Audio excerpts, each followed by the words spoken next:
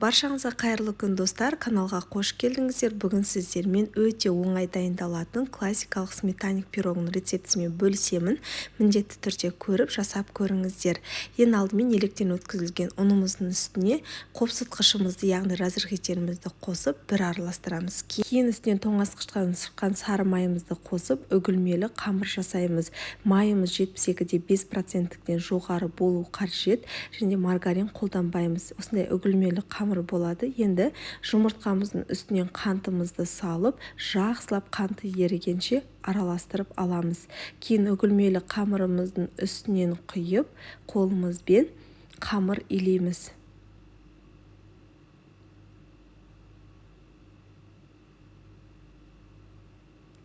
Қамырымызды осылай қолымызбен басамыз.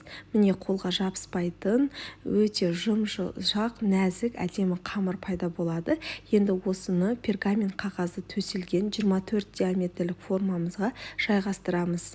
Жалпы қамырмен бірден осылай мен сияқты жұмыс жасай берсеңіздер де болады, немесе тоңазытқышқа салып алсаңыздар да болады. Осылай бортиктарын шығарып, теп-тегіс етіп, әдемілеп орналастырып шығамыз. Пирогымыздың асты жақсы пісу үшін осылай шаңғышқымен түйреп шығамыз астын.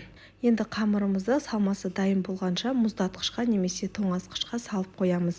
Енді салмасын дайындаймыз. Ол үшін бізге 20%-тік және де одан жоғары қаймақ қажет болады. Шелектегі болсын, президент фирмасынікі болсын, қолдана берсеңіздер болады. Үстінен қантымызды және де жұмыртқамызды салам, және де 2 ас қасық жүгері крахмалын салып, жақсылап біркелкі етіп араластырып аламыз. Міне осындай сұйықтықтағы масса болады. Енді жаңағы тоңазытқышта тұрған қамырымызды алып, үстінен салмамызды құямыз.